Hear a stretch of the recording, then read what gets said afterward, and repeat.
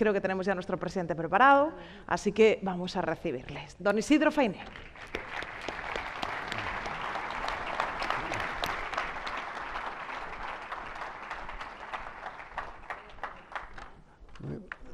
Les haré sufrir un poco, ¿eh? Todo lo bueno cuesta. Por el hambre.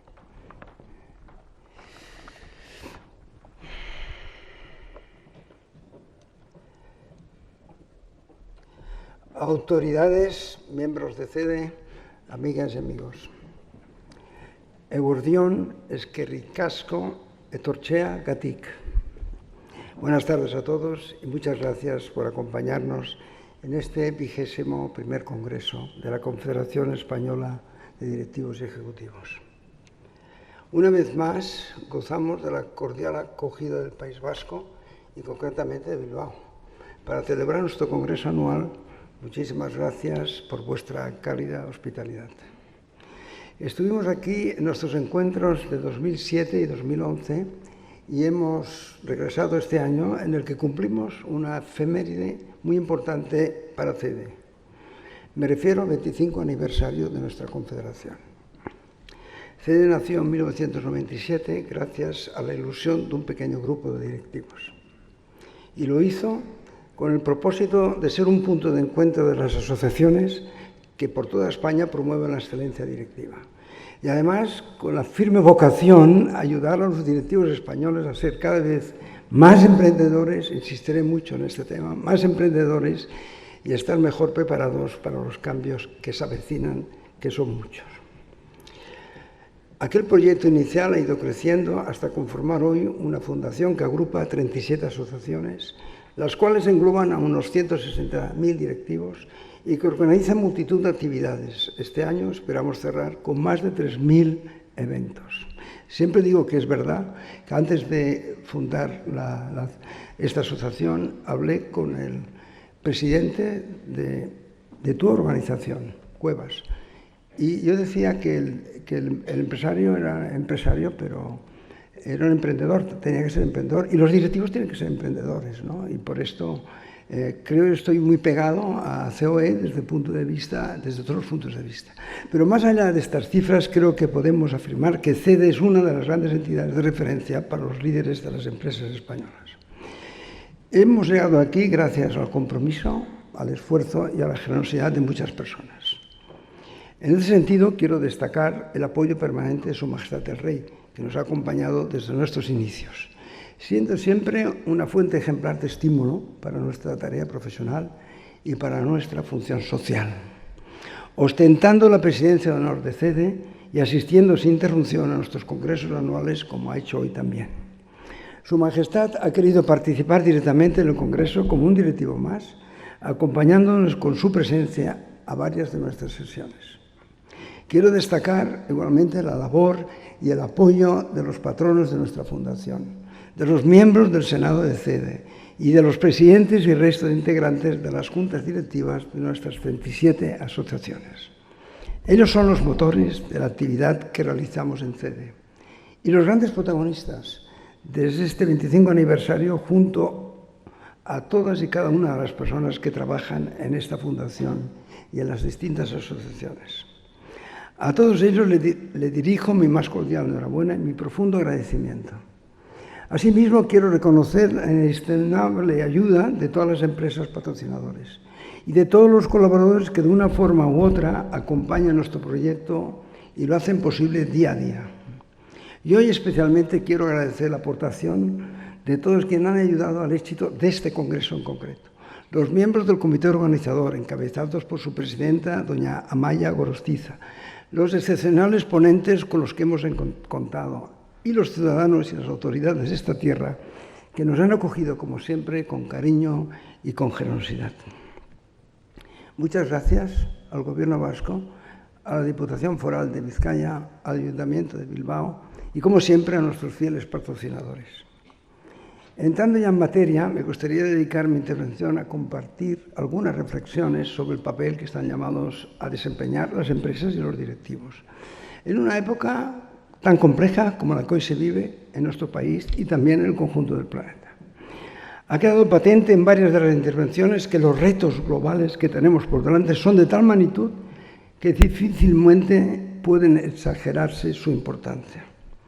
Pero no tengo ninguna duda de que los empresarios y directivos del ámbito de CEDES somos plenamente conscientes de los enormes desafíos que se nos presentan en este nuevo mundo y de la necesidad que tenemos cada vez más de contar con unos directivos con coraje y ese instinto imprescindible para hacer frente a los cambios del entorno y con las habilidades adecuadas para saber gestionar aún mejor en una época muy diferente del pasado. El mundo cambia y también tiene que cambiarlo, también tienen que hacer los directivos y sobre todo los directivos emprendedores, como así lo hemos hecho en los últimos años. A estas alturas resulta muy evidente que diversas fuerzas estructurales de largo plazo están transformando ya el panorama económico empresarial en todo el mundo. Pero yo siempre he dicho que el foco es en el futuro. Y creo además en nuestro país el impacto es y será todavía más fuerte. Sin entrar en pormenores, me gustaría simplemente mencionar algunas de las tendencias y repercusiones que se avecinan en el mundo empresarial y que considero más importantes y dignas de comentar, que han salido algunas aquí y otras no. En primer lugar, los cambios demográficos. Menos población y más envejecida. Yo firmo todos los acuerdos de la obra social en toda España y en todas las regiones de España, cada vez más mayores y menos nacimientos y se envejece la población. Esto es un hecho muy destacable que se está produciendo en la mayor parte de España y de Europa. Segundo, el archiconocido problema del cambio climático, que sigue siendo una gran asignatura pendiente a nivel mundial, porque no podemos hacer nada. En tercer lugar, el ambiente de la tensión que se respira en las relaciones políticas internacionales. A lo largo y ancho del planeta existen múltiples focos de conflicto que son la causa y a la vez la consecuencia de transformaciones muy profundas en las relaciones económicas entre países. Y ello sin duda afecta también a nuestros mercados y a nuestras empresas. En África, en un congreso de bancos que hice en París, hará 3 meses, me decían los bancos africanos, son bastantes adheridos al World State Bank Institute, me decían que hay un empuje de toda la gente, podríamos decir, de color, que vive en África, para mandarlos a Europa. O sea, hay una invasión europea desde África, ¿no? En gran medida estas tensiones guardan relación con el aumento persistente de la desigualdad y de la pobreza dentro de los países. Y entre ellos, como se ha evidenciado, este es el factor de riesgo más preocupante en el entorno, tanto a nivel mundial como por lo que respecta a nuestro país. No podemos permitir que la desigualdad, que se ha comentado con brillantez esta mañana, se haga insoportable y rompa las costuras sociales y políticas que tanto tiempo nos ha costado tejer. Por último, no quisiera dejar de mencionar una quinta fuerza transformadora, las innovaciones tecnológicas y los cambios socioculturales que también nos ha explicado José María Álvarez Payete. Esta fuerza es crucial para las empresas, ya que nos trae nuevas formas de trabajar de los empleados y nuevas formas de consumir de los clientes. Todas estas fuerzas y otras de naturaleza similar crean entornos competitivos hasta ahora desconocidos y en muchos casos totalmente fuera de nuestras zonas de confort. Debemos tener presente siempre que el futuro va más rápido de lo que uno suele pensar y además no tiene vuelta atrás. Ante ello es del todo necesario el sentido de anticipación que los directivos en general suelen tener, junto a la habilidad para adaptarse a cualquier circunstancia nueva que aparezca, sabiendo reconducir el propio cambio con buen criterio y con serenidad y seguir apoyándonos en las fortalezas de nuestra propia empresa y de nuestro país. A nadie se le escapa que la magnitud de todos estos retos estructurales es formidable. Y si por ello fuera poco, se da la circunstancia de que la coyuntura económica de corto plazo, digamos 2 años, tiene bastantes más sombras que luces, como habéis visto.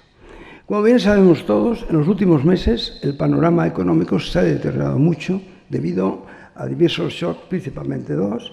Primero, las secuelas y las réplicas del shock provocado por la pandemia de la COVID y segundo, el shock provocado por la invasión de Ucrania por parte de Rusia y por las posteriores sanciones impuestas por Occidente, lo que nos ha llevado a una crisis energética muy severa. Esos 2 shocks consecutivos se han traducido, como es bien sabido, que lo hemos visto y lo han explicado el propio gobernador, en un estallido repentino de la inflación a lo largo y ancho del planeta. La magnitud y la persistencia del brote de inflación ha sorprendido a propios y extraños, incluyendo a los mismos bancos centrales.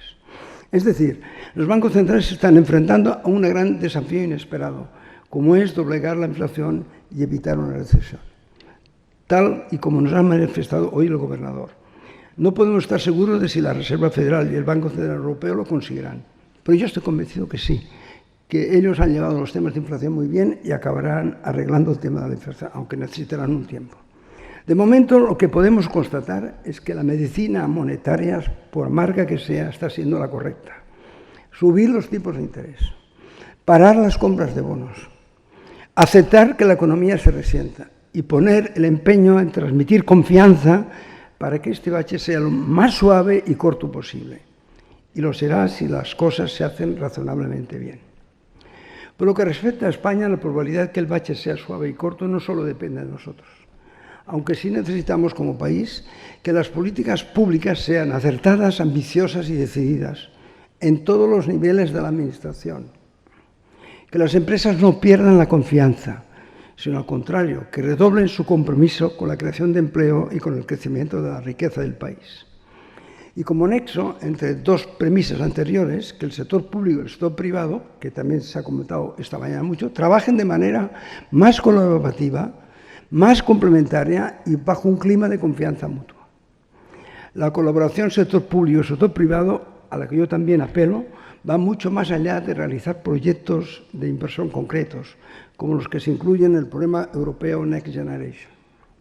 Pienso en una colaboración amplia, basada en el diálogo, que abarque todos los ámbitos claves para el progreso, tales como el diálogo social y el pacto de rentas, que ayuden a lograr un clima de estabilidad social y laboral en todo el país, el diálogo sobre los marcos regulatorios sectoriales, que deben dar seguridad jurídica para todos los inversores, y el diálogo para diseñar un sistema tributario que sea a la vez estimulante, eficiente y equitativo en toda España y no únicamente en algunas autonomías.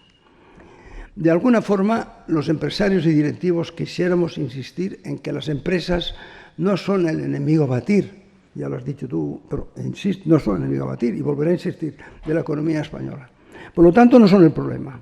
Ciertamente las empresas y los directivos no son la única solución, pero sin lugar a dudas sí que podemos decir que formamos parte de las posibles soluciones.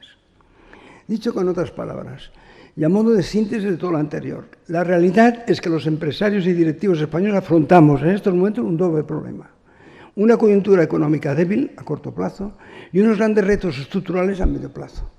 Pero la buena noticia sigue siendo que sabemos que si nos dejan, somos capaces y además quiero que quede claro que queremos contribuir a la solución de los desafíos junto con el sector público.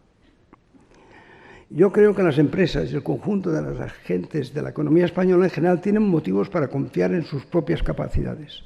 Y estoy seguro de que todos ustedes también están convencidos de ello. En este sentido, y para dar continuidad a mi intervención, quisiera, si me lo permiten, compartir unas reflexiones sobre las fortalezas de las empresas españolas sin omitir algunas debilidades. En concreto, ¿cómo podemos desde las empresas ayudar a una buena evolución de la economía del país? ¿Qué necesitamos hacer más? Si me permiten el símil, diré que se necesitan tres elementos fundamentales. Un motor, luego lo explicaré, que nos permita avanzar. La energía no esta eléctrica, para alimentar el motor. Y un mapa con un destino marcado para saber hacia dónde debemos movernos. Si les parece, intentaré explicarme de manera breve y simplificada. El motor que mueve a las empresas hacia la consecución de sus objetivos consta de múltiples piezas, que además deben estar bien conectadas y bien equilibradas si queremos lograr que funcionen correctamente. Estoy pensando en todos aquellos engranajes o áreas de la empresa que nos permiten competir con éxito en estos mercados tan disputados y tan exigentes que solemos encontrarnos todos los días. En mi opinión, este difícil entorno del mercado resalta la importancia de actuar sobre 4 palancas primordiales para conseguir diferenciarse con algunas ventajas competitivas. En primer lugar, necesitamos un buen plan estratégico. Y un plan estratégico es bueno cuando se sustenta en información y análisis de calidad. No cuando el jefe dice, no, venderemos el doble. No. ¿Cómo lo vamos? Cuando se actualiza de manera frecuente, máxime en épocas de cambios acelerados y radicales como la actual. Cuando el plan, además, es ambicioso, pero sin perder el realismo. Y cuando es aplicable mediante planes operativos factibles. Pero seguramente lo más importante de todo es poner el foco no en la empresa, sino en el mercado y más concretamente en el cliente, tal como nos explicó ya hace años aquí mismo, en Deusto, no fue en este local, pero fue en Deusto, Michael Porter, creo que fue en 2007 cuando la Universidad de Deusto concedió el título de doctor honoris causa a Michael Porter. Le he dicho alguna vez, pues insisto, solo yo directamente a él.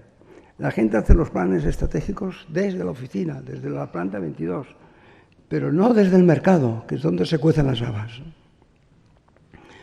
Yo humildemente me permito señalar, y creo que ustedes estarán de acuerdo, que ni la confianza ni el éxito se pueden improvisar, solo se consiguen a través de acciones y comportamientos coherentes con una buena hoja de ruta. La segunda fuente de ventajas competitivas que quiero resaltar es la innovación, incluyendo innovar en los procesos y sobre todo innovar en los productos y servicios que ofrecemos a los clientes, tanto los clientes que ya tenemos como aquellos que queremos atraer. Como bien sabéis, la innovación es la vía más efectiva para que una empresa se diferencie cada vez más de sus competidores. Y como también nos enseñó Michael Porter, diferenciarse aumenta las posibilidades de obtener mayor rentabilidad y de sobrevivir por más tiempo. Por ello, el buen emprendedor siempre intenta hallar nuevos caminos pensando en el largo plazo, ejecutar con determinación midiendo los tiempos y además confía en su experiencia y sobre todo en su capacidad de liderazgo para sacar lo mejor de su equipo. Tenemos que convencernos todos de que el factor decisivo ya no es, el factor decisivo ya no es ni el capital, ni las materias primas, ni siquiera la tecnología. No está Payete, pero pienso esto. Sino que el factor decisivo es el empresario, los equipos directivos y los empleados, dotados de iniciativa, creatividad y capacidad innovadora. Por tanto, como profesionales, la innovación debería estar siempre en la parte superior de nuestra lista de prioridades. Que nadie piense que con Payete tengo la mejor relación, teniendo en cuenta además que cuanto más empleados participen en esa tarea, tanto mejor para tener éxito. Desde luego, es estupendo que la empresa cuente con un departamento de I+D, de innovación o de transformación. Pero es muy deseable que el afán innovador se extienda por todos los departamentos y por todos los rincones de la empresa y que llegue, si es posible, a todos los empleados. En ese sentido, los programas de formación de la plantilla son de gran ayuda y no siempre lo tenemos en cuenta. La tercera palanca competitiva que quiero resaltar entronca claramente con lo que acabo de comentar. Me refiero al reto de elevar de una vez la productividad de la empresa. Por desgracia, en términos comparativos con los países de nuestro entorno, la productividad no es uno de los puntos fuertes ni de la economía española ni de nuestro tejido empresarial. Siendo esto cierto, hay un matiz que resulta crucial. Nuestras cifras relativamente malas de productividad se explican prácticamente al completo por el hecho de que las empresas españolas tienen un tamaño sensiblemente inferior al de países europeos de referencia, como por ejemplo Alemania o Francia. Y esto lo sé seguro, porque a través de la central de riesgos se ve que en España nuestras empresas tienen la medida es la mitad de Alemania, de las empresas alemanas y tal. Y además el Banco Central Europeo da unos ratings especiales para que estas empresas tengan unos créditos determinados, etcétera, etcétera, que no nos aprovechamos de una serie de ventajas. Las empresas pequeñas tienen en agregado una productividad bastante inferior a las empresas grandes, sea cual sea el país considerado.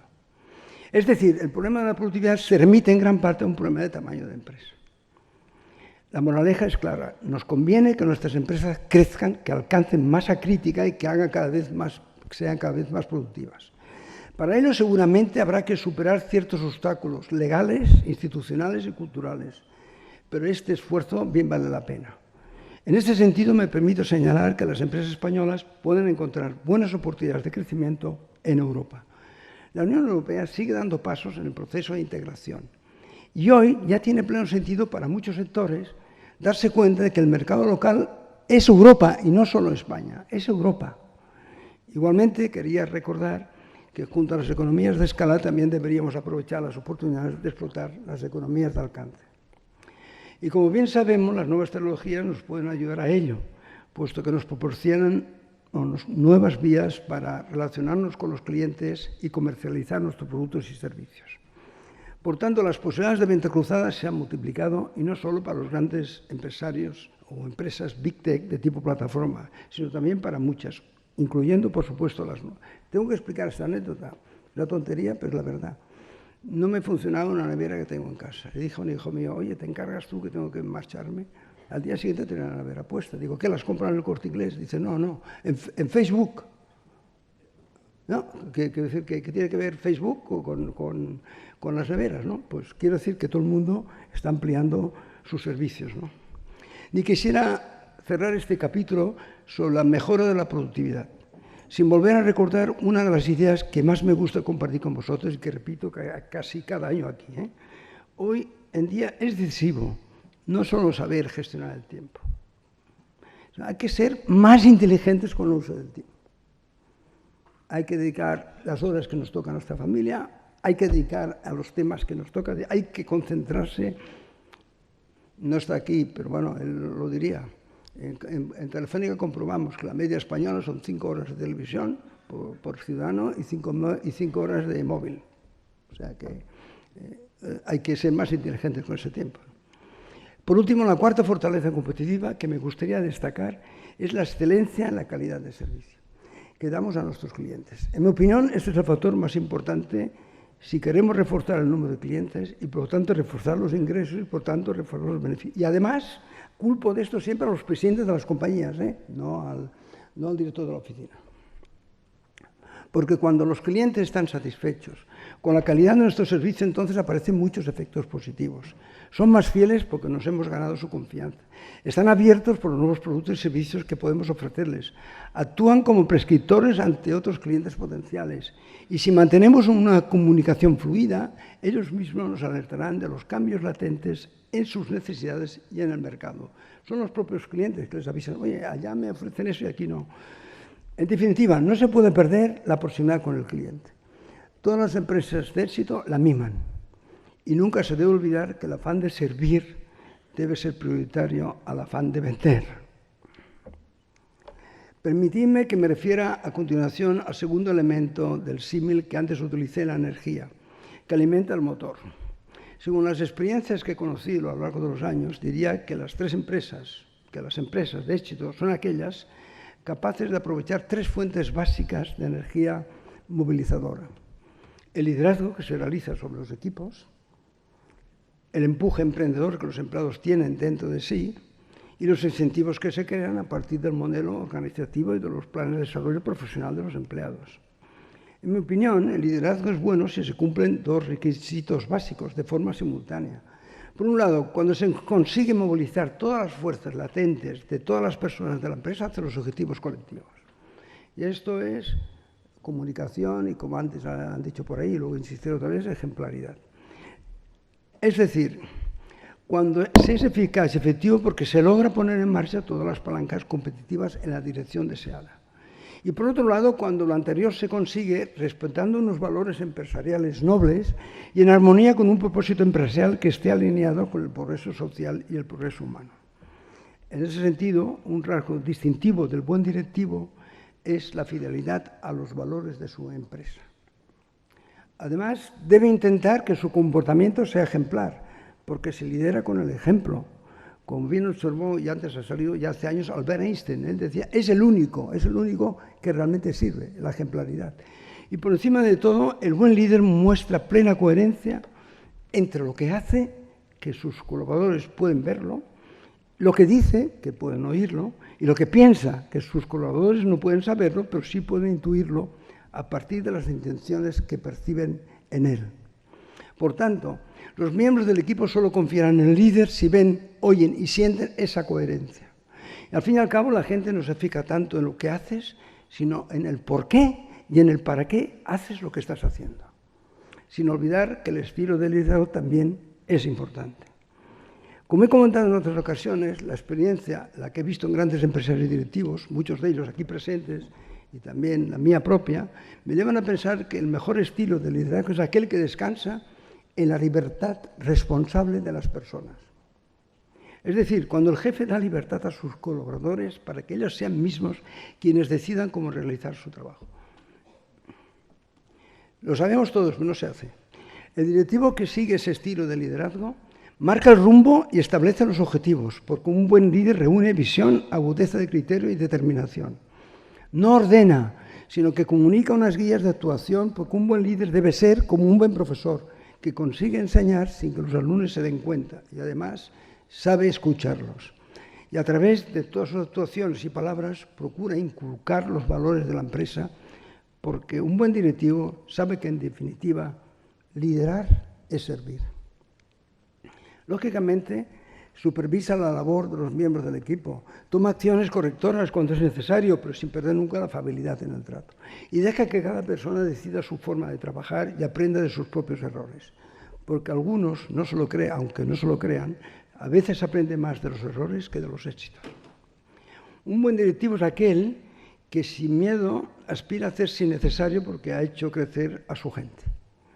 Esa forma de liderar estimula la responsabilidad de los trabajadores, abre las puertas al empuje emprendedor que todos tenemos dentro y da vía libre para que cada miembro de la empresa exprima su creatividad y su capacidad de innovar.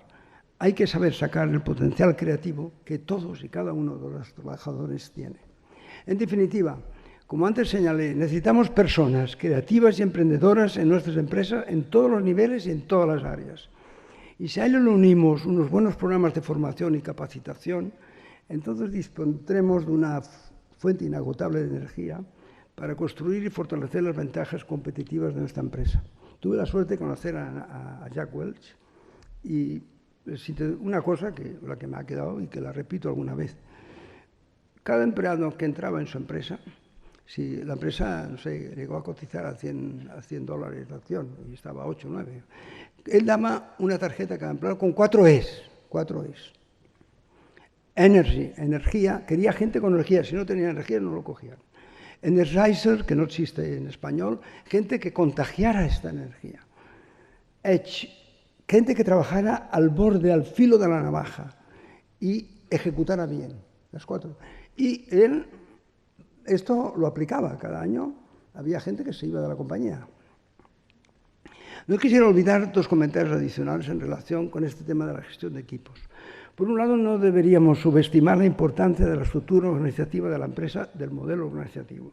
Desde hace tiempo sabemos que las jerarquías burocratizadas solo funcionan en unas pocas entidades singulares y contextos muy especiales. No son nuestra referencia. En ese sentido, cuando yo llegué a un banco, diré el nombre, lo digo, Banco Unión, era un banco industrial con 200 empresas, y le pregunté, ¿tienes cómo es aquí la estructura? Y me enseñó, yo dije, ¿qué es? Yo dije, como un triángulo, sí, un jefe y todos debajo. Y dice, no, es al revés. Tú estás abajo, o sea, y tienes que servir a todo triángulo, no de esta manera, ¿no? Cosa que me gustó.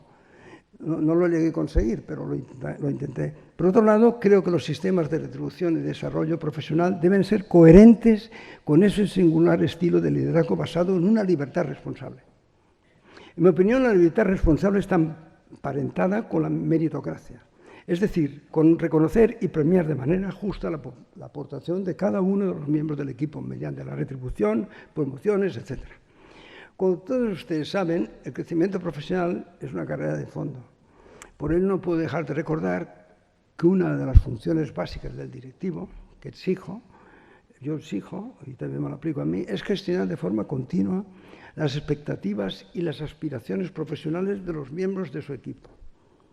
Escuchando los corazones de las personas, no te dirán nada, tienes que...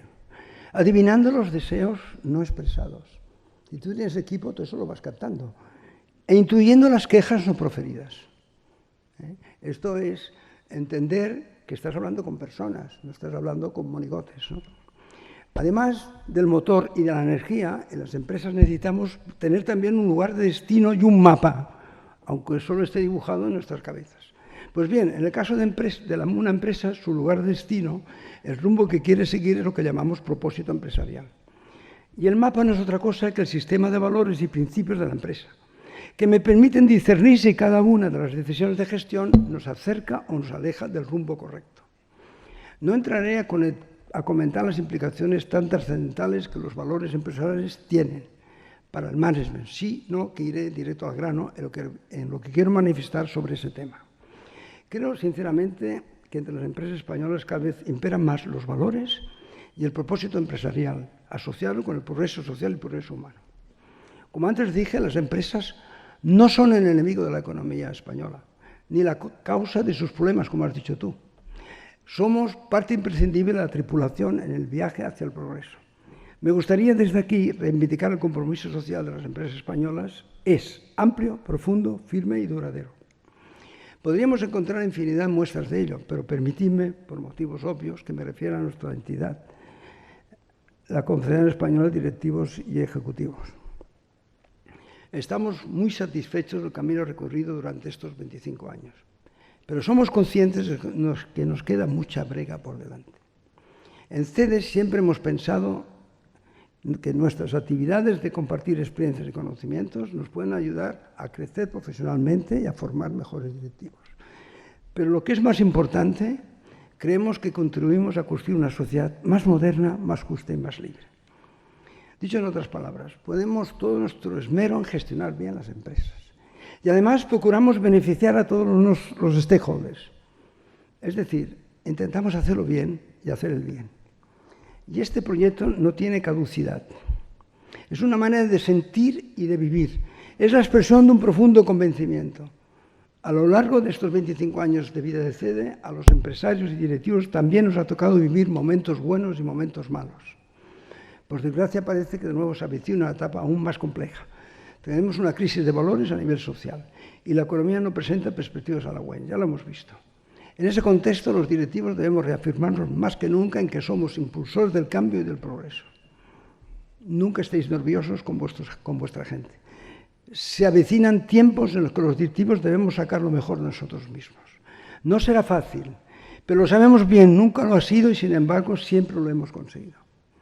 Creo que los empresarios y directivos españoles tenemos motivos más que sobrados para ser optimistas, a pesar de los muchos problemas que se acumulan, como son la guerra, la inflación, la desalentación económica, la crisis social, etc.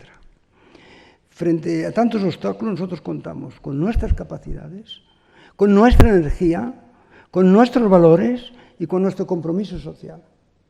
Estas fortalezas han sido y serán las mejores llaves para conseguir un futuro mejor, para las empresas, para quienes trabajan en ellas y sus familias y para el conjunto de la sociedad española. Y me falta mencionar otra fortaleza, posiblemente la más importante de todas las que he dicho. Quedaros con esto nada más. Nuestro coraje, nuestro coraje. Como decía Ortega y Gasset, es falso que la vida decida las circunstancias. Las circunstancias son el dilema siempre nuevo, pero quien decide es nuestro carácter. Y el carácter de los directivos españoles es y tiene que ser, sigue siendo el de las personas optimistas, y un motivo puede ser el de que en nuestro país, como nos ha dicho antes José María, incluso tengamos tanta fibra óptica como toda Europa junta, ¿no? Optimistas, personas luchadoras y personas valientes, que no doblamos la rodilla nunca. Es decir, el carácter de las personas capaces de plantar cara a las situaciones difíciles, poniendo nuestra fuerza de voluntad, determinación y valor. Aristóteles era un poco más profundo y decía, pensaba que el coraje o valentía para él, entendido como el punto medio entre la resignación y la temeridad. Es la primera de las virtudes humanas. Pero decía, porque si falla el coraje, no puede darse el resto de las virtudes. Me parece un pensamiento muy acertado. Me trae a la memoria un sabio refrán que dice lo siguiente: quien pierde su riqueza, pierde mucho. Quien pierde un amigo, pierde aún más. Pero quien pierde el coraje, lo ha perdido todo. Queridos amigos, es precisamente en esos momentos difíciles como los actuales cuando tenemos que demostrar a nosotros mismos y a la gente de nuestros equipos y de nuestro alrededor y a toda la sociedad que los empresarios y directivos no somos de los que se arrugan ante las adversidades, sino todo lo contrario, somos de los que se crecen ante las dificultades, porque sabemos que ganar el futuro está al alcance de nuestras empresas y solo nos queda que nos lo propongamos. Si nos lo proponemos, lo haremos. Eso sí, apoyándonos siempre en nuestras fortalezas. Y estoy seguro de que lo vamos a hacer. Perdonad, pero esquiricasco eta laster arte. Muchas gracias y hasta pronto.